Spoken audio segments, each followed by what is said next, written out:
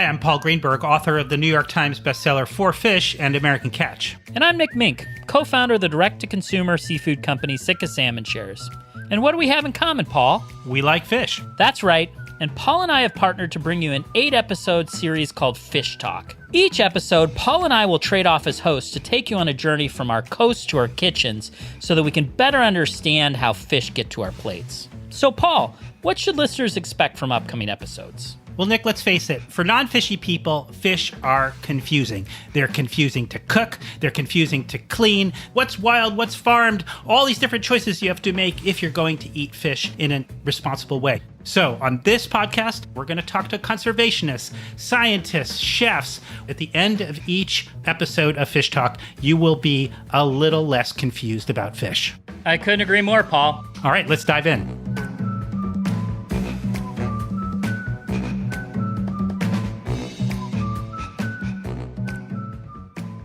Mink here with Fish Talk. For me and Paul, there's nothing quite like the sound of a big fish hitting the deck. Something like these two fishermen here landing a nice vermilion rockfish off the coast of Oregon. Nice. Oh. Woo! All right. Look at that. Look at that fish. That's definitely vermilion, guys. Yep. I can't say I was a great fisherman when I moved to Alaska and started Sitka Salmon Shares more than a decade ago. Sure, I'd fished plenty of times in the Midwest for things like panfish and bluegill. I'd even gone deep sea fishing a few times. But in Alaska, I feel like I became a fisherman. And no fish made me feel more of a fisherman than a fish people in the Pacific Northwest call rockfish. In reality, rockfish is the common name for dozens of different species of fish that live among, you guessed it, rocks. I loved and still love jigging these fish up from the bottom of the ocean floor. They have this really delicate flavor, nice flaky flesh, and they're perfect for just about anything that calls for cod. But for me, they're best in fish tacos. Little did I know it at the time, the fish that made me a fisherman was also one of the key drivers of sweeping reforms to fisheries management and conservation just a few decades before. These ubiquitous rockfish that I love to catch had become, well, a lot less ubiquitous on the West Coast, and often, as we'll find out, surrounded by controversy. The responses to the decline of the depletion of rockfish were complex, but one of the chief mechanisms that fisheries managers and marine policymakers used to protect these species were something called marine protected areas, or marine reserves. In these protected areas, fishing would either be prevented or significantly curtailed, allowing fishing populations to rebound and critical habitat to be protected. In this episode of Fish Talk, me and Paul learn more about these areas and the fish they protect and the fisheries they support. And as we often do, we start our discussion in the kitchen with Oregon chef and cookbook author Karista Bennett. And of course, what are we cooking today? My favorite fish, rockfish. We are preparing a rockfish with a blueberry ginger salsa. And rockfish is one of the most popular fish found off the coast of Oregon in the Pacific.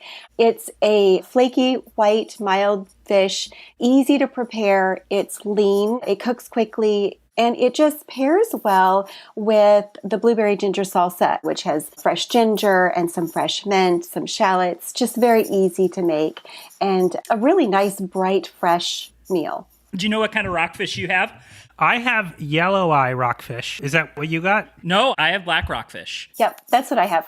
It's interesting. I have to tell you, I have some ambivalence about yellow eye rockfish because if you study fisheries and look at West Coast fisheries, yellow eye is actually what they call a choke species, I believe. In some parts of its range, it's overfished. It's a very old, slow-growing rockfish. And there are some places where they have such a small quota of yellow eye that if the fleet hits their quota of yellow eye, they have to stop fishing all rockfish for fear of going over the yellow eye quota. This is Alaskan yellow eye, and I know that the rockfish stocks off Alaska are much more robust than they are off of the lower 48, so I suppose that's why I've gotten some yellow eye. And to me, it's also the most flavorful of the rockfish. I just love, it's one of those things where, how do you balance the sustainability of an ingredient with the taste of the ingredient? And I think about it a lot with like king salmon, right? Which is a pretty heavily prosecuted fishery, but oh my gosh, they taste so good. I encourage you to do rockfish because the story today is about these marine protected areas that are off the coast of California, Oregon, and Washington that have been set aside in large part to preserve and conserve populations of rockfish. And they come with a little bit of controversy, but also seem to be pretty effective in being able to bring these really beautiful fish to our plates. So, Paul, Karista, should we dive into this recipe? I think you should. All right. So what are we making first? Okay. I think you should make the blueberry ginger salsa first. Okay. Because the longer that blueberry ginger salsa sits, all the flavors really meld well together. The salsa consists of a pint of fresh blueberries. Okay. And you're going to want to coarsely chop those blueberries. Okay. So not an immersion blender, because I do have No. an immersion blender. No! No. No. We want this to be kind of a chunky salsa. We want We want the texture, but we want them to be coarsely chopped so that they're going to soak up the shallot and the lemon juice and the mint and all the fresh flavor. I only asked because I was recently given an immersion blender for my birthday. And they're great. And when you first get a new kitchen tool, you just want to do everything to it. It's like, I'll immersion blender this lime. I'll immersion anything. Yeah, well, save that immersion blender for soups. We don't want to make a soup out of the blueberry salsa. Okay, good. Excellent point. Excellent point. We're right at the height of blueberry season, right? Yes. We have a lot of blueberries right now, and this really works best with fresh blueberries. I wouldn't recommend frozen blueberries unless you saute them with the shallots. So I've gone ahead and chopped my blueberries here. What do we do next? Have you chopped your shallots? Nope. No. Oh, and wait, before we do the shallot, I have a chefy qualm about shallots, which is that I feel like every recipe we have gotten from a chef includes a shallot when it could be red onion. Could you please make a case for the shallot that's comprehensible to me and the home? A shallot has a distinct flavor. It is not as spicy as a red onion. I do use red onion in ceviche and other salsas.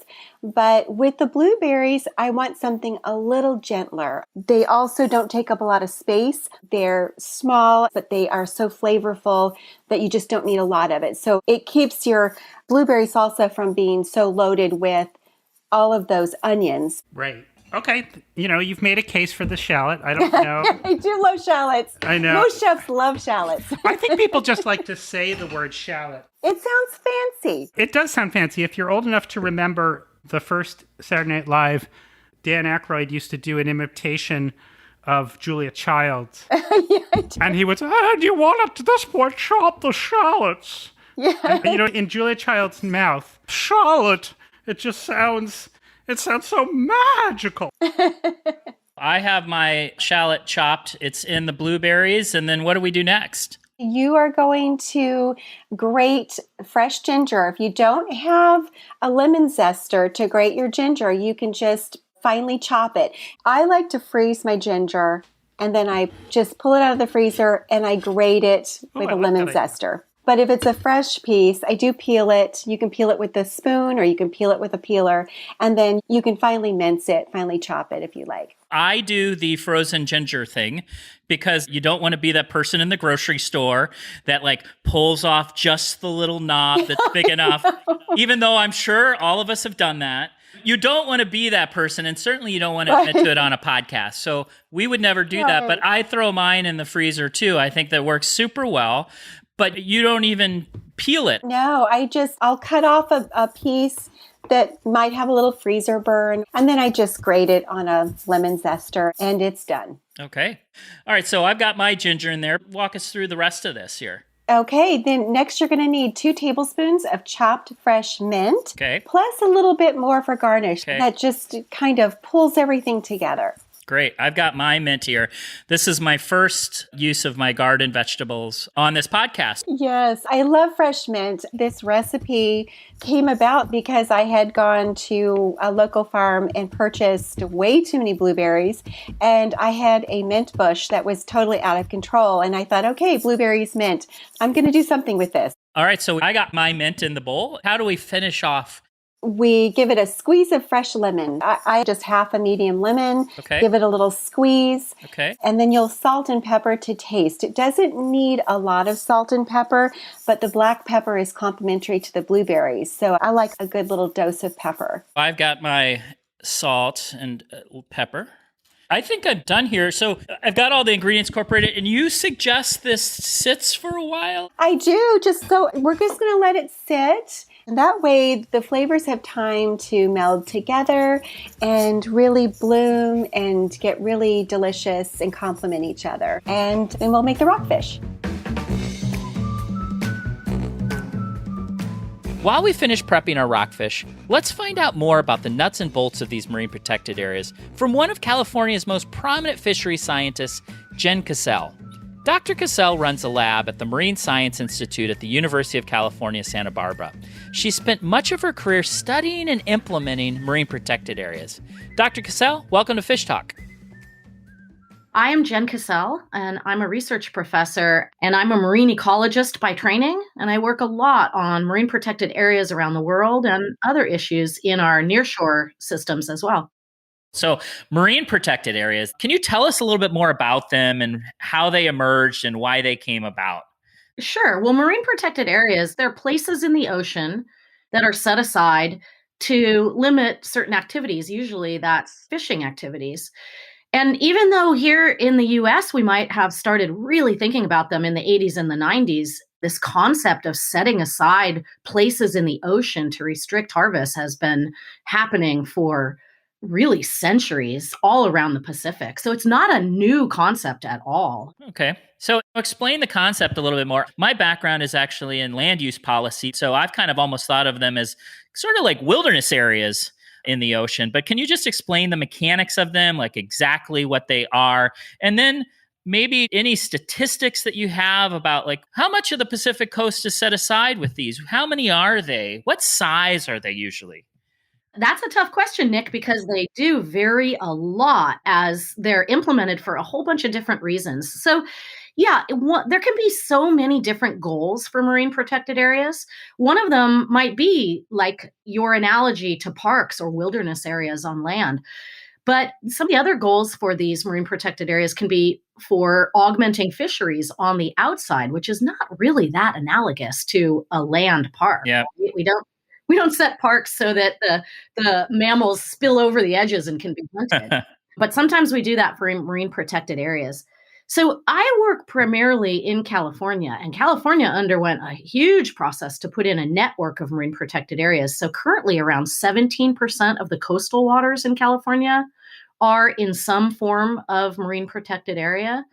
And as we move up the West Coast, we see another network in Oregon, and also in Washington. And kind of the idea behind these is that we're going to set these areas aside and we're generally going to significantly limit fishing pressure or totally limit fishing pressure. Is that right? That's correct.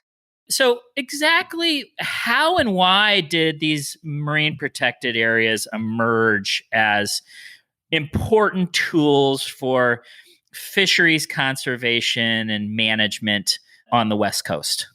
Well, I think it all really started with a recognition from some of the, down here in California, it was some members of the public that our ecosystems, our marine ecosystems looked like they were not in great shape. Down here in the Channel Islands, it was some of the older guys who were realizing the system didn't look like it used to look when they were in the water a long time ago. So there started with just sort of a movement. And here in California, it ultimately culminated in a piece of legislation that actually mandated that California take a look at its existing marine protected areas and organize them into a network and augment them, which resulted in this big network across California. But different states along the West Coast had different driving reasons for putting in place the marine protected areas. So these kind of conversations started in the 70s and 80s. And when did this enabling legislation happen? Just for our own understanding. 1999. Okay. But fishermen and scuba divers and people who intimately knew the ocean, even of course beyond marine ecologists like yourself, they began to start seeing some pretty significant changes off the coast of California in the 70s, 80s. Is that a fair statement? I think that's a fair statement. That's right. So, Jen, you're probably on the ground of these marine protected areas, and I assume you're probably in the water in and along these marine protected areas. What's it like to scuba dive along the side of a marine protected area? You're right. I'm underwater a lot. In some of the marine protected areas, it's so dramatic, almost when you've crossed the boundary. Here's an example, Nick. Marine protected areas where I worked, in Southern California especially, have really been beneficial for the lobster fisheries. Huh. And when we swim into the marine protected area, in some of the places I go, we can just see lobsters, big ones. They are out and about. They're not even hiding, even during the day. It's crazy. And when we cross out, we don't see the lobsters. There's this demarcating line between the marine protected area and the non-marine protected area that's even obvious to the general eye. Yes, but I don't want to give you the impression that that's every marine protected area for every species up and down the coast. But there are a few very clear examples, and lobsters in Southern California is one of them. And what's your favorite? I mean, is there a marine protected area that you work on specifically? Is there one that you know intimately? And maybe if you could describe that one in particular. Yeah, I do have a favorite marine protected area, and it's a place I've been working for a really long time.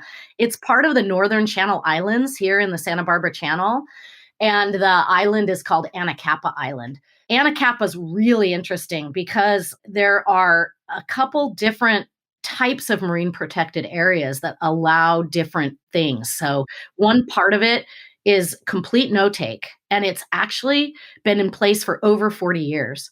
And one part of it is also no-take, but went into place in 2003. And one part of it allows particular types of fishing, still pretty limited, mostly the take of lobster.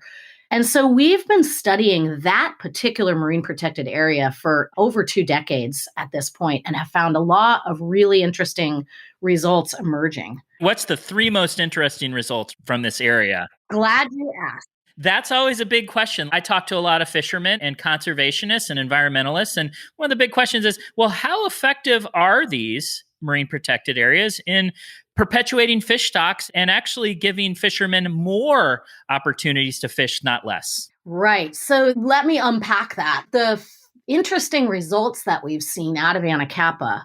The first is that because it has that older marine protected area that predated a lot of the other MPAs in California, it was sort of a window to the expectations we might have for other places in California. So Anacapa was one of the first places where we saw that really simply the fish were bigger and they were more abundant, especially in that area of the MPA that was the oldest, the one that's over 40 years.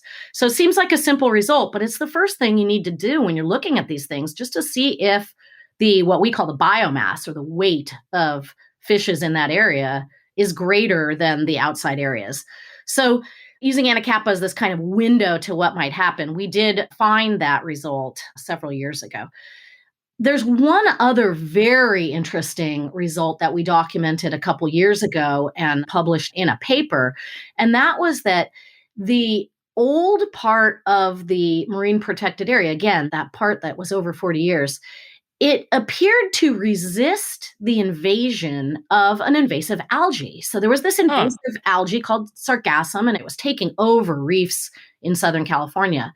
So we asked the question, can an MPA actually resist an invasive species? And we did find the older part, the part of the MPA that was over 40 years, was not successfully invaded by the sargassum. And we think that was because in that place, there are these lush native kelp forests, and we think that native algae might have resisted the invasion. But there was more to this story, and that's that the area at Anacapa that's fished heavily also didn't have any sargassum, but it was from a different ecological mechanism. So unlike the lush, healthy, intact ecosystem in the old MPA, The fished areas are what we call an urchin barrens. They're in a really just covered in urchins, no native algae whatsoever. So those areas also didn't get invaded, but it's because the urchins were just mowing down any little algae that tried to settle. So really different mechanism and really different ecological states. We'd all say that the MPA with that lush, healthy kelp forests was a desirable system, whereas we'd say that the urchin barrens is an undesirable system, yet still didn't have the invasive, but for a different reason. So since their implementation, where do you think these marine protected areas have accomplished their goals? And where do you feel like there's still some work to do? Well, I think that it's clear that as an ecosystem protection device, they are meeting their goals. Marine protected area doesn't protect just one animal out of the habitat. It protects the whole ecosystem, including the habitat itself. So there's no other fisheries management tools we have that do that. Everything focuses on either a single species or a set of species, right? Not the whole ecosystem. Yep. So I think clearly they are beneficial in biodiversity protection and habitat protection and whole ecosystem protection. But challenges? Have they not lived up to their goals in some ways? Or what would you say is maybe the one or two disappointing things of these areas? Or are they one of the most important tools we have in conservation and management?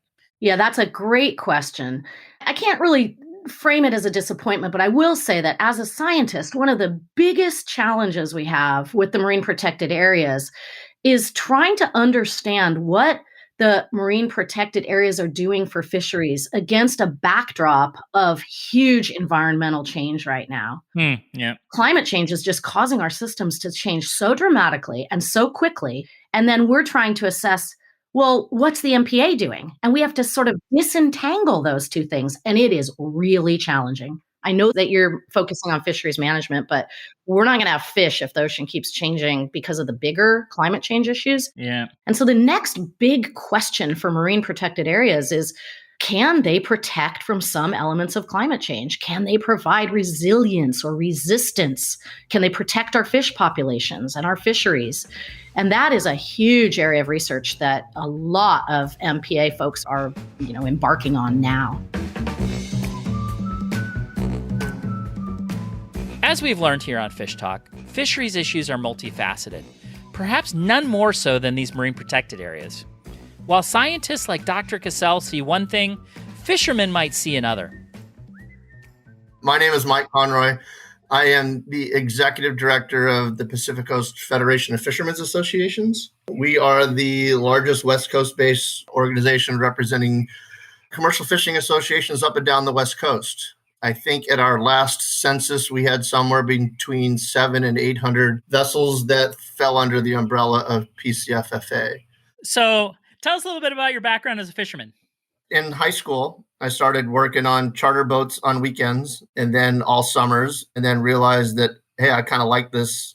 I like being on the ocean. I like fishing. Did that throughout high school, did that during the summers during college, and then took a year or two off between college and law school. And that's when I ran charter boats, and then went and did the law school thing, still fished a little bit on weekends when time permitted, and then went into practice, stepped away from fishing for a few years until there was one merger that just went horribly wrong and decided I need to go back fishing. And that's when I started commercial fishing. And God, I commercial fished for tunas, halibut, squid, sardines, mackerel. I've participated in a lot of different commercial fisheries that operate off the California coast, basically from Central Coast all the way down to the U.S.-Mexico border. What's the biggest thing you've seen change in fisheries in your... How long have you been fishing? 30 years? 40 years? I don't want to give away your age. Yeah, let's go with 30. 25. What is the biggest thing that I've seen change in fisheries since then is, I'm going to say, the situational awareness of our fishermen. Back in the 80s, there was more of a catch what you can when you can thought process behind it. I think now, as we're becoming more aware of the environment, we're definitely taking on a more stewardship role in wanting to be able to hand our fisheries off to whoever's next. With all of our fisheries here in California, for the most part, being limited entry now, you want to have that permit that you can transfer to somebody else to retain its value. And the only way that you can do that is by having a healthy and thriving fishery. So this is an episode on marine protected areas. You want to give us your take on these MPAs on the West Coast? What are they to you? That's a great question. What an MPA is has different meanings depending upon what your perspective is, right? For some, an MPA only fits areas where there is no extractive activity allowed. For others, and I'm probably going to fall more into this latter category, time and area closures that are designed to protect a specific species or a stock. You look at the Pacific Leatherback Conservation Area. I would say that would qualify as an MPA. Or if you ban destructive practices to protect sensitive habitats. And for this, I'll use the example of the Canadian Endeavour Hydrothermal Vents MPA. That's designed to conserve biological diversity, productivity, structural habitat, and ecosystem function of those vents. But both of those protected areas will allow at all times activities which don't undermine the specific purpose of those MPAs. We just closed, I think it's roughly 180,000 square miles to bottom trawling off the West Coast. To me, that would qualify as a protected area because you're protecting that sensitive habitat. I'm sure as you're conducting these conversations, you're going to get answers that are all over the place, and now you have mine. So why are they important to fisheries conservation? I think clearly for some species, they are helpful. I can't sit here and say to you that bottom-dwelling critters, crabs, lobsters, whatnot, don't benefit from MPAs. Market squid, for example, which the egg cases that they lay are attached to the sea floor, clearly there is some benefit to their productivity and their populations because of these closed areas. I've often wondered what the conservation benefit is to finfish that are free to move in and out of conservation areas. I guess to the extent that it provides habitat and it provides spawning activities, that there could be some benefit from that. One of the long-term promises that we were told, or one of the long-term benefits of MPAs was going to be this quote-unquote spillover effect. But as a recent study just came out and showed, we're not seeing that. Describe spillover effect for our listeners. In essence, MPAs would result in increased populations of specific critters, fish, corals, kelp, crustaceans, within the boundaries of that MPA. And as populations increase within the boundaries of that MPA, such that you got to the carrying capacity of that area, then the excess population would spill over into areas that were outside of the MPAs, therefore providing a benefit to recreational, commercial, non-consumptive users of that space. But there was a study that came out on June 30th in Conservation Biology, and basically shows that MPAs can have conservation benefits, but the net effects both inside and outside of MPAs may be smaller and harder to detect than you might think. But to play devil's advocate, I've talked to scientists, conservationists. Their perspective, right, is, look, things were horribly overfished on the West Coast in the 1990s, and instituting a lot of these marine protected areas has really created the opportunity for these groundfish populations to bounce back, and for people like me or communities on the West Coast to now be eating West Coast groundfish in a way that they couldn't in the 1990s and 2000s. I would argue that it is the ratcheting down of harvest, the implementation of catch limits, the science-based management that set catch limits at acceptable biological levels. We have rockfish conservation areas. We have kelp cod conservation areas. We have yellow eye conservation areas all up and down the West Coast.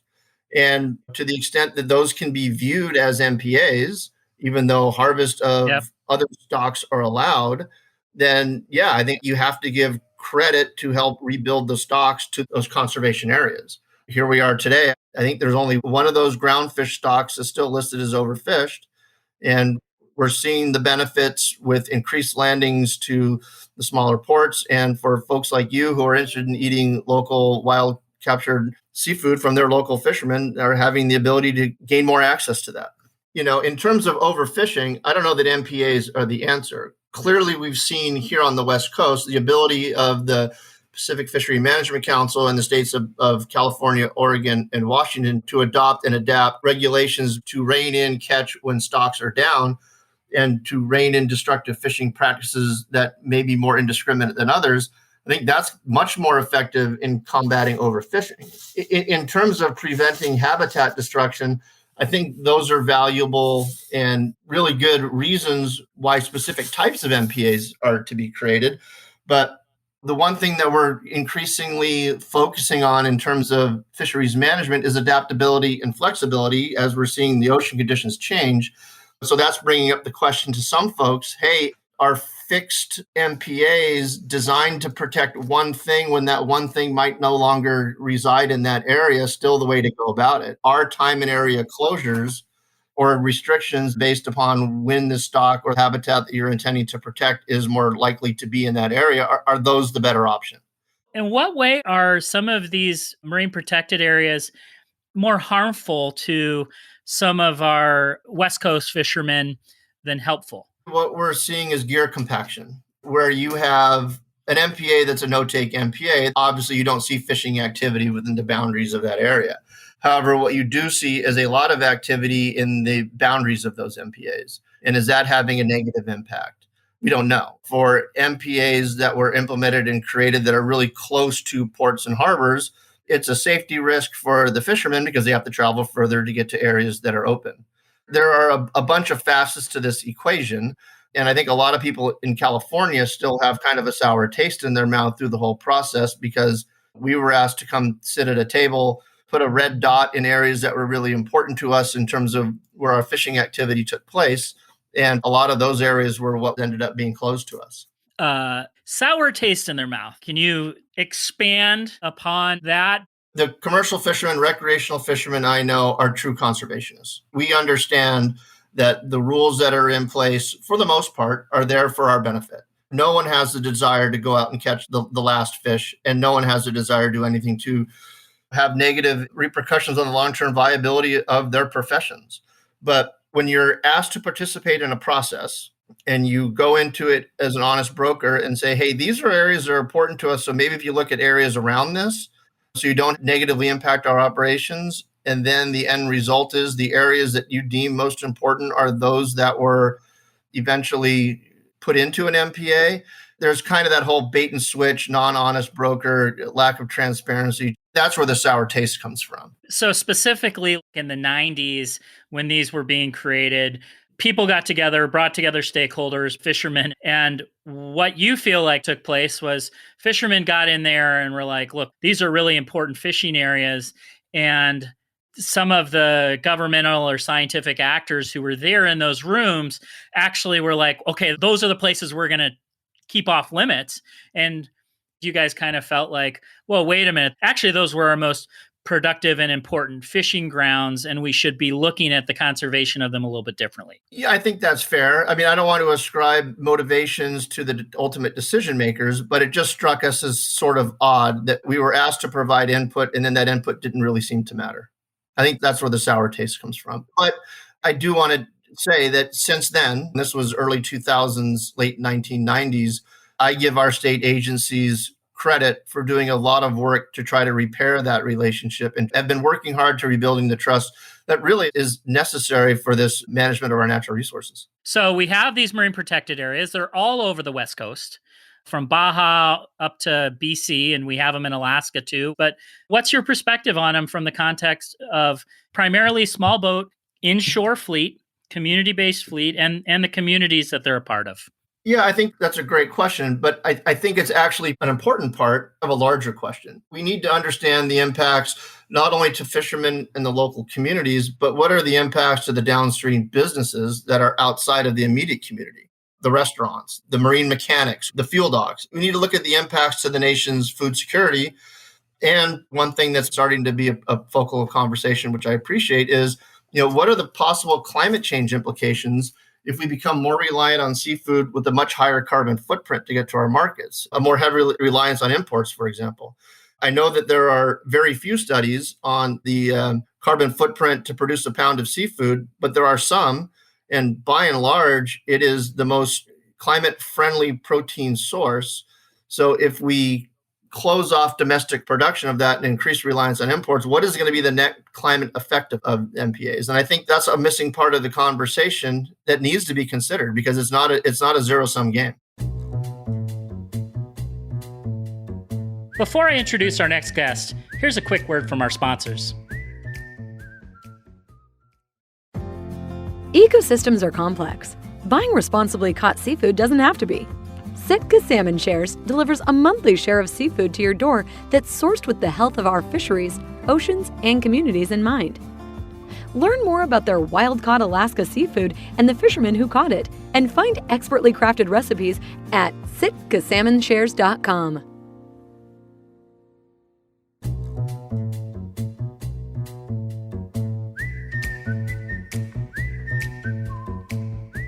Just up the coast from Mike in California, the fishermen of Port Orford, Oregon realized very early on that the creation of a marine reserve off their coast didn't have to be a zero-sum game.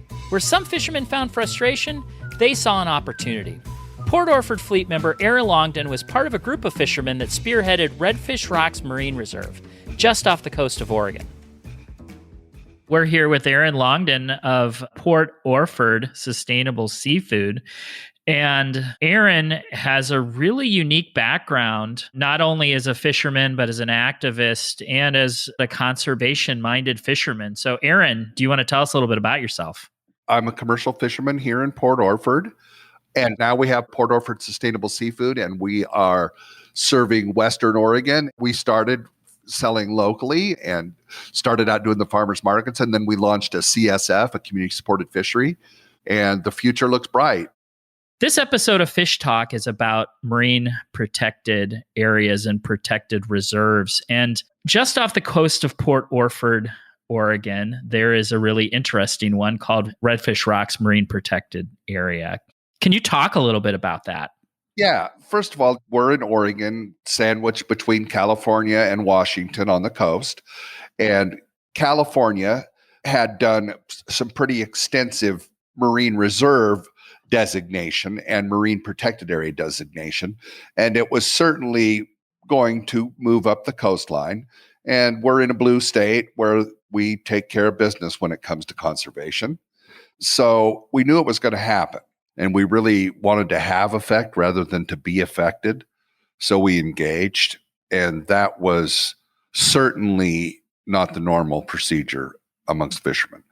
We wanted to engage and make sure that the placement was practical, not only for sustainability of the resource, but also for the fishermen that depend on it. So talk a little bit about when did this happen? How did this happen? Because this reserve has been in place for almost 20 years now? Almost 10, but it took like 20 years. It was like 2002, 2003. Actually, right around 2000, there was a overfishing moratorium because of a couple different species of rockfish. Yellow eye rockfish and canary rockfish had been deemed as overfished, mostly by the trawl fishery, but also by hook and line. There was pressure. And some of these species, yellow eye in particular, they live to be 150 years old in some instances. So it wasn't anything that was just going to fix itself overnight. So as part of the solution to protect it, they made the rockfish conservation area all the way from Mexico to Canada from 100 fathoms to 30 fathoms, and then also came in with the process of placing marine reserves or a network of marine reserves. We happen to have some of the best high relief habitat in the world. What's high relief habitat? Why is that important for fish? Well, it's a lot of underwater pinnacles and boulders. So there's refuge. There's lots of places for fish to get in away and hide. And some fish only spawn on vertical faces. High relief habitat is just very, very rough contour. And it's like anything. If you turn it on its side, you get twice as much space, right? Mm-hmm. It's rich. And when the current smokes, there's refuge for fish to get in and out of the current and find a good home to do what fish do. Yeah. So in 2002, 2003, in response to the overfishing, this action to address that came moving up the coast. We anticipated it. So we boned up with academia and groups like EcoTrust and Surfrider Foundation, Pew Charitable Trust. And we started a nonprofit with a 5 fisherman board of directors. And we placed our own marine reserve here rather than have somebody do that for us. And that's Redfish Rocks Marine Reserve. It's small in relation to some other marine reserves up and down the coast, It's only 2.6 square miles, but it encompasses more high relief, more beneficial habitat to protect the species of fish that only have a very small range that they live in throughout their entire life. So we were able to protect a very, very rich system. And then out from that, we also designated a marine protected area.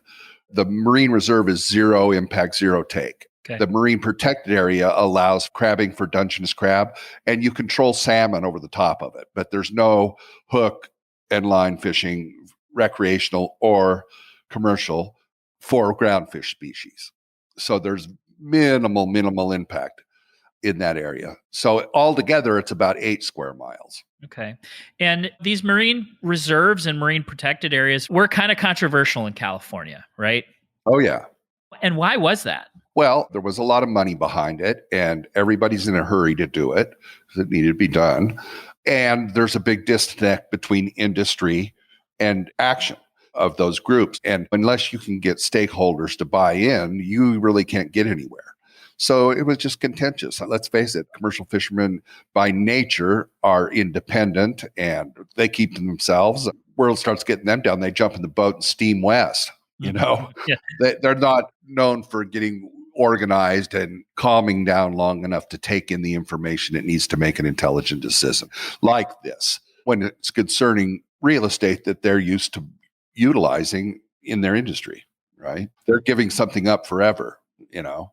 So we sat down and we got all the boat owners and all the deckhands and everything. Everybody signed off on this. We drew lines on maps. There were several different ideas of where to place this. And everybody who had an idea defended that idea. And then as a board of directors for the nonprofit Port Orford Ocean Resource Team, we sat down and went through all that and ended up making the decision. And everybody signed off on it. And we didn't just lock up a marine reserve. We also invited OSU in, Oregon State University, one of the best marine programs in the country, to operate a field station here.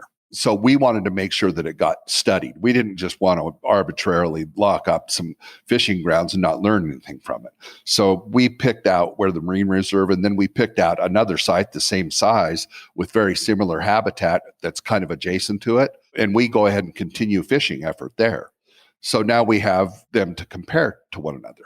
And we conduct a lot of science, and the fishermen are bid and are chartered vessels to take the scientists down and perform whatever tasks are necessary to conduct the science. And that was another good thing because we knew that when we locked up 20% of our nearshore fishery, which is basically habitat-wise what we did, that there was going to be a drop in potential income, and we needed to somehow or another mitigate that. So you used working with scientists and all this amazing knowledge of oceans that fishermen have to be able to produce another income stream for your fleet members in Port Orford. Not only that, it also brought the buy-in. I mean, there's nothing worse than a bunch of fluty scientists that you don't have a relationship with coming into your waters and telling you how it all goes down when you know intimately how it all goes down. Yeah. So that's good. Then we get to kind of participate in the science and also shape what are the questions, what can be the solutions, and have our experiential knowledge incorporated into that.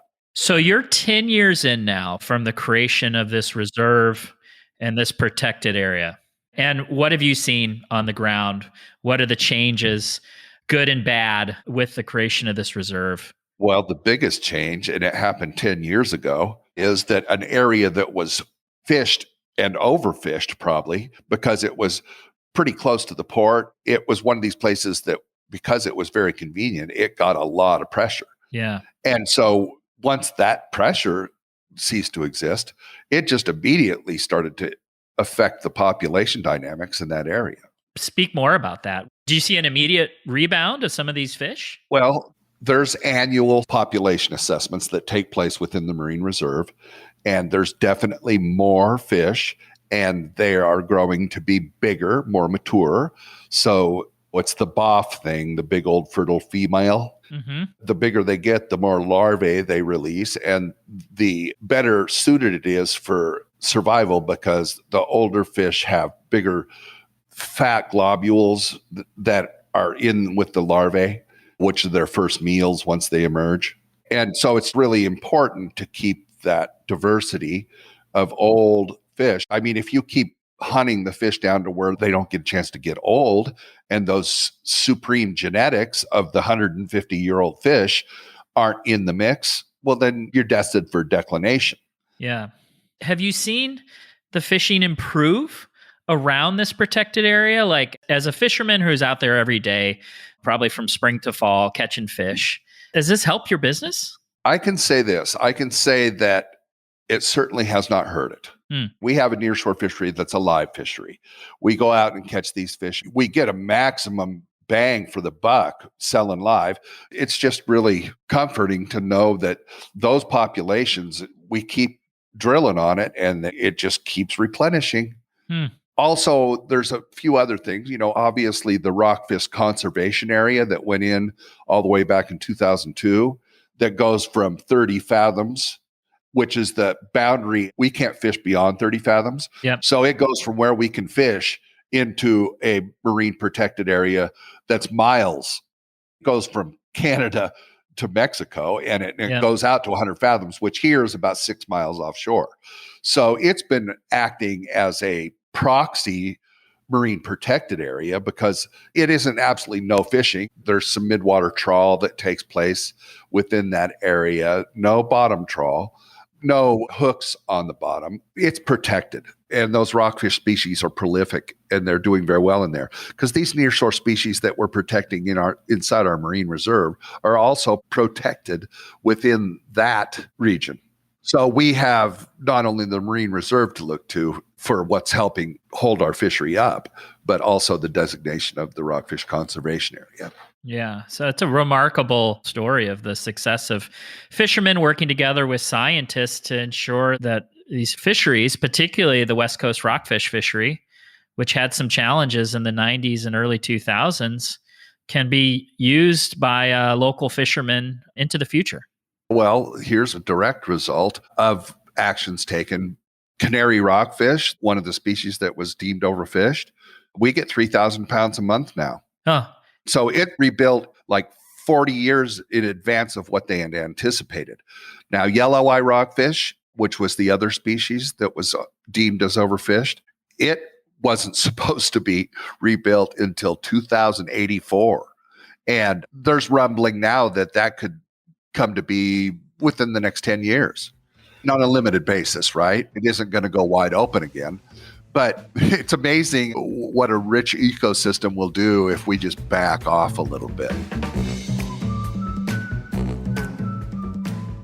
One of the tangible benefits of the rich ecosystems protected by these reserves are, of course, the rockfish that me and Paul are cooking with Karista. So let's hop back into the kitchen and finish up that recipe, because I don't know about you, I sure am getting hungry. All right, so we've had our blueberry salsa marinating as we've listened to these amazing guests talk about marine protected areas and the fisheries they support. And here we are with rockfish. And Karista, do you actually have Port Orford Sustainable Seafood rockfish? I do. I am a Port Orford Sustainable Seafood subscriber. I love their seafood. And you're working on a new book, right? I am. The Perfect Catch.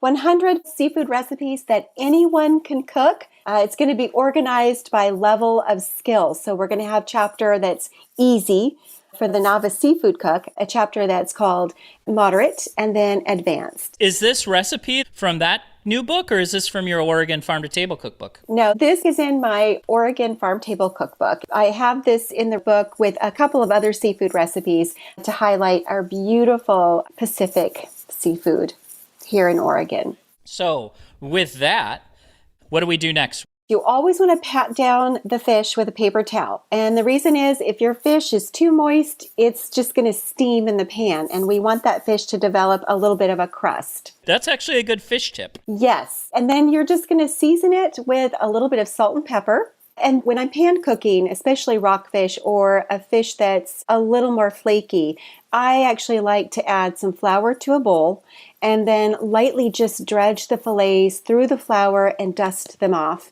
And the reason for this is when you put it in the hot oil, it's going to develop a little bit of a crust so that when you flip it, it'll stay together. So how hot are we going to get our pan here? You'll want to heat a 10 to 12 inch stainless steel or carbon steel, cast iron, or if you like nonstick. Mm-hmm. The problem with nonstick, I know a lot of people use them for fish, they really shouldn't go over medium heat. It will ruin the nonstick. Oh, interesting.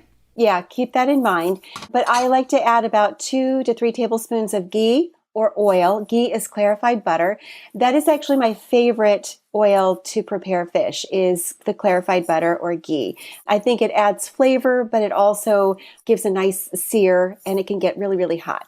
The other things you can use are avocado oil, or some people use safflower or sunflower oil. So we're going to add your pan over medium-high heat, and then you'll add your oil, just enough to coat the bottom of the skillet. You don't want too much or it'll start smoking. Okay. Once that oil is hot, and after you've dusted your fish, you'll add each fillet to your pan. And you can add about 3 to 4 nicely sized fillets to a 10 to 12 inch skillet.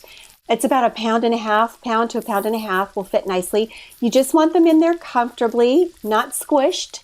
They need some space around them. Now, my fillet is on the thick side. It's probably close to 3/4 of an inch to an inch thick, which is a thick rockfish fillet. Is it okay with the thickness that I've got? Oh, yeah, that'll be totally fine. I cook my fish about 8 to 10 minutes per inch of thickness. I do like my fish a tiny bit undercooked because when you take your fish off, it does finish cooking. You can always tell when your fish is done. Especially rockfish becomes flaky. It'll tend to separate a little bit. The top puffs up nicely. It becomes opaque. And if for some reason you were to take your fish off too early, you can always put it back in a warm pan. It'll finish cooking. Now, here's a question. I sometimes mess up when I'm frying fish like this, where I turn it and the delicious crust that I'm hoping to achieve stays on the bottom of the pan and doesn't adhere to the fish. What have I done wrong in that case? You need your heat pretty hot, medium high, and you just need to let it sit. And don't move it. And what you do is you get your spatula and you put your fish spatula just a little bit underneath your fish and see if you can pull it off the pan. If you can't, it's not ready. It just needs to sit there another 30 seconds or another minute. Yeah, I think if you're a futzer, if you're a kitchen futzer, this is where you could futz it up. Yeah. Yeah. So you can't flip your fish too fast because it will leave all the crust on the bottom of your pan. And then there's really nothing to do to salvage it, right? I mean, it's still good to eat, but... It's still good, but you can hide it with the blueberry salsa. You can hide a lot. There we go. That's actually the best tip. Is any place that you have any issues, just straight blueberry salsa it. Now, is it time to flip? Take a look. If it's starting to form a nice golden brown crust around the edges, and if it's lifting off nicely, then you can flip it. Oh my gosh, mine is incredible. This is the best crust I've ever gotten on a fish. Yay! Mine too. Oh, great. Karista, you've given us crust confidence. Great. Oh my gosh, wait till you look at that. Beautiful. Isn't that incredible? That is gorgeous. If Nick's going to show you his, I'm going to show you mine. Can you see? Oh my gosh, perfect color. Excellent. Excellent. So, Oregon seafood, talk about it. Oh, we love our fish here. We have such a nice selection of fish, and I love that all of our fisheries are so conscientious about not overfishing our waters. There are times when we just don't get certain kinds of fish here because they refuse to fish for it because it's being overfished. Because I like fish, I like to cook it, I like to eat it, I think it's a healthy protein, but I certainly want to eat it responsibly and make sure that the fish that I'm choosing to cook is sustainable. We get all sorts. We get black cod, we get all sorts of rockfish. Lingcod is another one of my favorites. And actually, this dish is really lovely also with lingcod. I love rockfish. I eat it all the time. I just think they taste really good. And this is just browning up so nicely. Beautiful. Now, mine is too, but I have a slight concern because it is a thick piece. I'm worried it may not cook to the center before it's nicely browned. So then just turn your heat to low and just let it hang out. And if it starts to get too dark, you can actually take that hot pan off the heat and just let it sit and cover it with a lid and just let it slowly finish cooking. Here, look at mine. Mine is a little bit easier. I had a thinner piece because it was a black rockfish. But Karista, can you give me some insight as to whether that looks about? Oh, that is beautiful. Absolutely beautiful. You did a great job. Thank you. Yeah. And it's not like it's, oh, wow, Paul. Beautiful. Hey, I couldn't let this aggression stand. Oh, this is beautiful. Very nice. I'm impressed, you guys. I actually made one as well, and I've got one here. Oh, let's see what you got. Well, mine is certainly not as beautiful as yours. I forgot to garnish. Oh, that looks good. Oh, that's pretty. Yeah. All right, so should we eat it? Let's do it. Bon appetit. Thank you. Bon appetit. Oh, that's nice. Lovely. Oh, my gosh. I would mandate that every bite of rockfish come with a bite of salsa. Absolutely. I really love the acidity of the blueberry and the kind of the gingery, floral. A little spice, ginger. One thing I really love about fish is it pairs really well with fruit. Just simple fruit, almost any fruit, and especially berries. It pairs really well with berries. It does. My parents, they eat a lot of fish because their son's a fishmonger, and that's their go-to.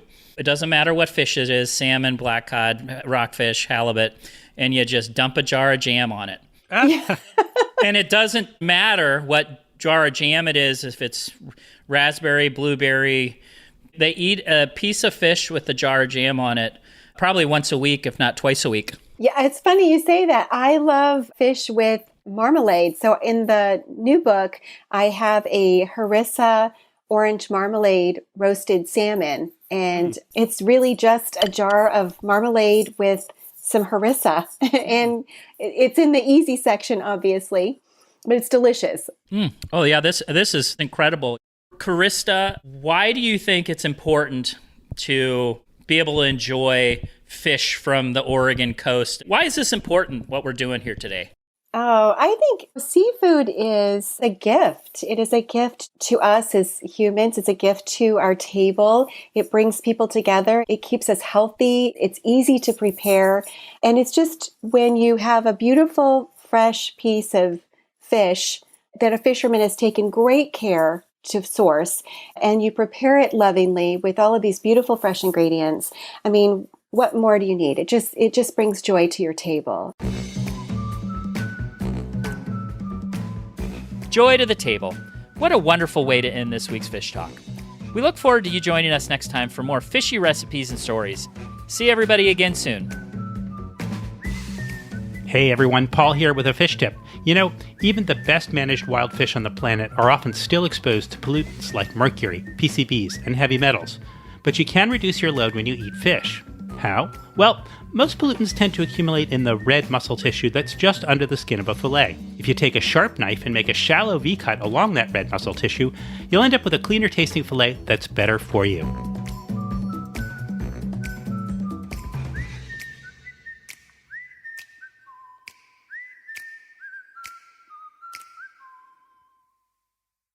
Experience the real-life struggles of small-scale fishermen in the new documentary, Last Man Fishing.